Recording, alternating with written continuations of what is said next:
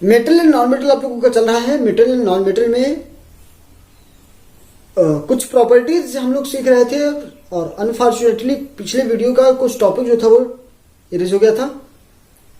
तो हम लोग प्रॉपर्टीज की जब बातें करेंगे, सबसे पहले हमको पता होना चाहिए कि मेटल है क्या एक्चुअली में। मेटल है क्या, नॉन मेटल क्या है, मेटलॉइड्स क्या है। तो डिफिनेशन से हम लोग स्टार्ट करते हैं। Those elements which can release electrons and have tendency to make a positive charge। क्या बताया मैंने? Those elements which can release electrons or which have the tendency to make a positive charge, वे तत्व जो इलेक्ट्रॉनों को त्याग सकते हैं, जिन पर धनायन आ सकता है या जिन पर धनायन बन सकता है, वो क्या होंगे? मेटल होंगे। अब जैसे समझिए आप, लोहा होता है, मेटल है, आयरन। गोल्ड होता है, आयरन है, मेटल है। सिल्वर होता है, एल्यूमिनियम होता है, कॉपर होता है ना। ये सब चीजें क्या मेटल हैं। लॉट्स ऑफ एग्जांपल भी है। नॉन मेटल की बात की जाए अगर, तो नॉन मेटल क्या है फिर?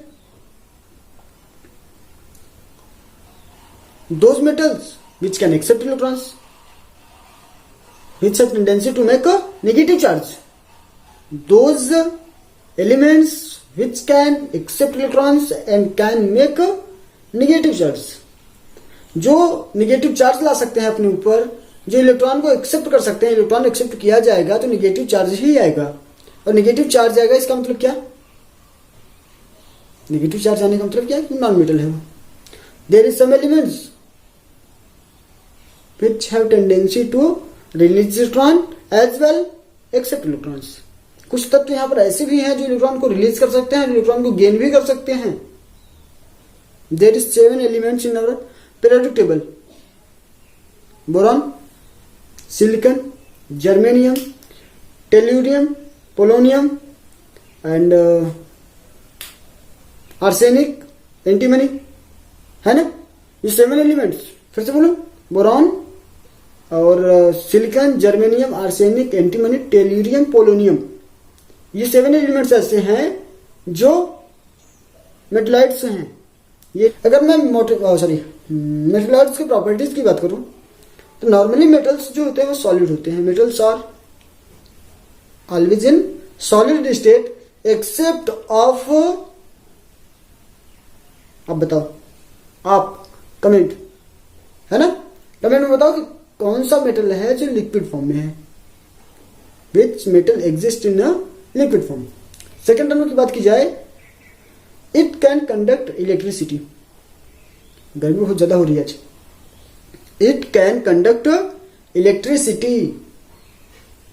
वायर होता है हमारे घरों में, वायर का यूज हम लोग कहां करते हैं? इलेक्ट्रिक कंडक्ट करने के लिए करते हैं नहीं। It can also conduct heat. ये हीट भी कंडक्ट कर सकता है। एक सिंपल सा एक्टिविटी आपकी बुक में दिया हुआ है, मैं समझाने का ट्राई करता हूं। देखो है क्या, ये स्टैंड पे एक रॉड लगा दिया आपने, यहां वैक्स लगा दिया आपने, ठीक, यहां पर वैक्स लगा दिया, यहां पर आपने क्या कर दिया? एक पिन लगा दी। ठीक, ध्यान से समझिएगा इस बात को। वैक्स से आपने एक पिन को लगा दिया है, ये स्टैंड है आपका, ठीक, जहां पर आपने इस रॉड को लगा के रखा है, ठीक। यहां से आपने हीट प्रोवाइड करना स्टार्ट किया, इसको बर्नर से आपने हीट प्रोवाइड करना इसको स्टार्ट किया। आप हीट यहां प्रोवाइड करोगे, पर धीरे धीरे होगा क्या, आप समझिएगा। ऐसा कुछ है नहीं कि जिसको आग दिखा जा सके यहां पर। तो अब क्या होगा, हीट जैसे प्रोवाइड करोगे यहां पर, धीरे धीरे ये हीट आपका, हीट को जैसे ये गर्म होता जाएगा, ये रॉड आपकी गर्म होती जाएगी, होते होते होते होते क्या होगा, ये रॉड धीरे धीरे पूरी तरह से गर्म हो जाएगी, यहाँ से यहाँ तक पूरी रॉड गर्म हो जाएगी ना।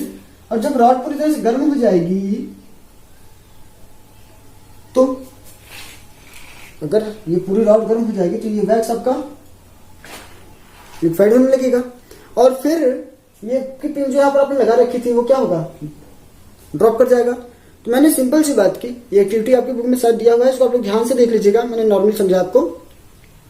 मैंने क्या बात की कि बर्नर था आपके पास, यहाँ पर अपने रॉड लगा रखी थी, आयरन की रॉड थी या फिर किसी भी मेटल की रॉड थी। यहाँ पर अपने वैक्स लगा रखा था, वैक्स से एक पिन लगा रखी थी आपने यहाँ हीट प्रोवाइड करना स्टार्ट किया। धीरे धीरे रॉड पूरी तरह से हीट हो गया। इसका मतलब क्या हुआ कि हीट जो होता है वो कंडक्ट कर सकता है ना। हीट कंडक्टेंस करता है कौन, मेटल्स हीट का कंडक्टेंस करते हैं, साथ में इलेक्ट्रिक का कंडक्टिविटी होती है इनमें। और आगे की बात की जाए, नेक्स्ट कंडक्टेंस हो गया, सॉलिड स्टेट में होते हैं। मैंने पूछा था आपसे एक सिंपल सा प्रश्न, कौन से लिक्विड स्टेट में होते हैं, तो आप कमेंट करने वाले हैं। नेक्स्ट टर्म की बात की जाए अगर, इसमें मैलिएबल प्रॉपर्टी होती है नहीं, मैलिएबल प्रॉपर्टी होती है इनमें। मैलिएबल मीन्स सीट की तरह आप फैला सकते हो इसको बीट करके। जब आप बीट करोगे किसी भी मेटल को तो सीट की तरह फैल सकता है, ये मैलिएबल प्रॉपर्टी हो गई। डक्टाइल प्रॉपर्टी भी होती है, they have also ductile property. खींचिए तो वायर बन जाए, तो क्या डक्टाइल प्रॉपर्टी होती है, सीट की प्रॉपर्टी होती है इनमें बनने की, तो मैलिएबल और डक्टाइल प्रॉपर्टी हो गई। सोनरस होते हैं, पिछली वीडियो में मैंने बात की थी कि हमारे स्कूलों में लगी होती ना बेल, तो बेल किसी मेटल का होता है, उस पर जब हम लोग साउंड का मतलब क्या करते हैं, बीट करते हैं तो साउंड करता है वो, तो साउंड कर सकता है ना वो, तो साउंडरस प्रॉपर्टी हो गई वो। शाइनिंग कैरेक्टर होता है मेटल्स में, शाइनिंग कैरेक्टर होता है। आप हमको ये बताइए कि मेटल शाइन क्यों करते हैं, शायद मैंने पिछली बार भी पूछा था, फिर से अगेन क्वेश्चन है ये कि मेटल शाइन क्यों करते हैं, what is the reason why the metals can shine. चमक होती है कि इनमें, ठीक। और दो या दो से अधिक मेटल्स को जब आप एक रेशियो में मिला देंगे, एक फिक्स रेशियो में मिलाएंगे, तो वहां पर एलॉय बन जाता है। एलॉयज बना सकते हैं मेटल्स, टू और मोर मेटल्स को जब आप कंबाइन करोगे तो एक नया ही कुछ बन जाएगा, और वो जो भी बनेगा उसे आप नाम दे देते हो एलॉयज, है ना। जैसे पीतल आप बनाते हो तो पीतल क्या है, ब्रॉन्ज क्या है, बहुत सारे हैं, वो लास्ट है हमारा टॉपिक, वो लास्ट ही है तो उसको लास्ट में देखेंगे। अभी बन सकता है ना, एलॉयज बन सकते हैं। और एक बात, जो मेटल्स हमारे आसपास में है, जैसे हमारे पास आयरन है, आज गोल्ड है, सिल्वर है, एल्यूमिनियम है, बहुत सारे है ना, कॉपर है, क्या ये हमारे फ्री फॉर्म में मिल जाते हैं एटमॉस्फेयर में, एनवायरमेंट में? क्या ये फ्री पड़े होते हैं? कैसे होते हैं ये? देखिए, अर्थ क्रस्ट में प्रेजेंट होते हैं। अर्थ क्रस्ट में इनके साथ में सब इम्प्योरिटीज होंगी ना, इम्प्योरिटीज होंगी कि नहीं? अर्थ क्रस्ट में मेटल्स के साथ में इम्प्योरिटीज जब होती हैं तो इसे आप बोलते हो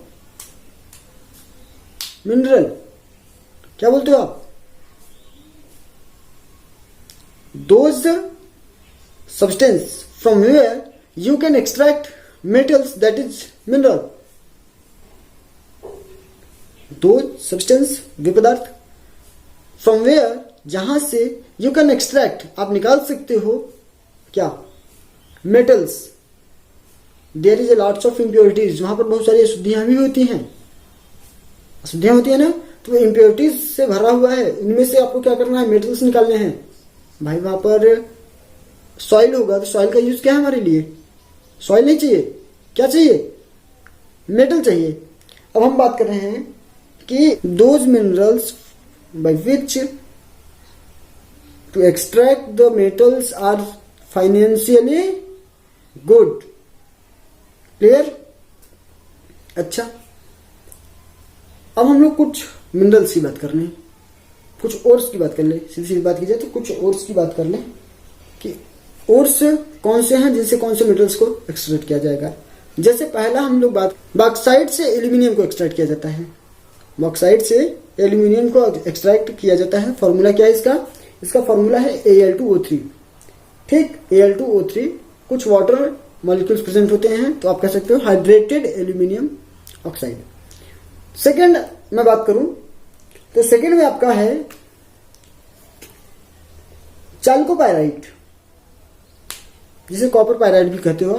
चाल्कोपाइराइट फॉर्मूला इसका है CuFeS2। ध्यान से समझिएगा ऐसे बातें आप, CuFeS2 और साथ में नोट करते जाइएगा, ठीक।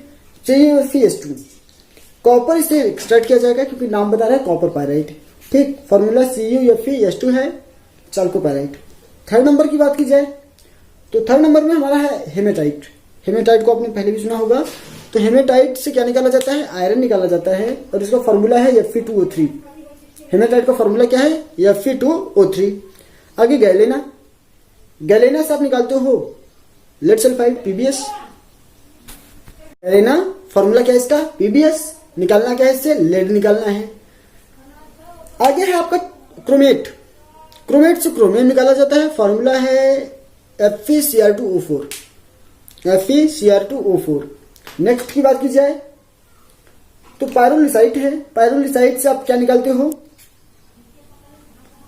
मैग्नीज। पायरोलिसाइट से क्या निकाला जाता है, मैग्नीज, और इसका फॉर्मूला क्या है, MnO2। आगे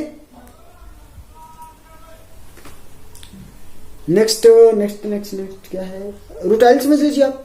रूटाइल से निकाला जाता है टाइटेनियम। सब एलिमेंट्स की चर्चा हम लोग नहीं करेंगे, जो कुछ खास हैं उन पर हम लोग देख रहे हैं उनको बस, और ये आपको लर्न होने चाहिए। 8-10 हैं लगभग, तो इनको लर्न कर लीजिए अच्छे से। मैं बात कर रहा था रूटाइल की। रूटाइल जो है इसे टाइटेनियम निकाला जाता है और इसका फॉर्मूला है TiO2, टाइटेनियम ऑक्साइड या डाइऑक्साइड कह लीजिए आप, ठीक।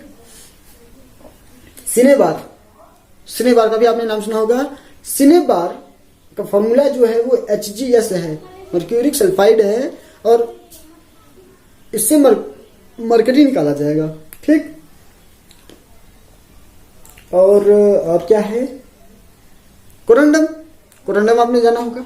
कोरंडम एल्यूमिनियम का ओर है ना। एल्यूमिनियम को इससे एक्सट्रैक्ट किया जाता है। तो जितने भी ओर्स की हमने चर्चा की है आज, इनको आप लोग नोट करेंगे। You all have to note all this points, okay. Ores को नोट करेंगे आप लोग। प्रॉपर्टीज क्या चर्चा की गई है, तो प्रॉपर्टीज आप लोग नोट करेंगे, ठीक।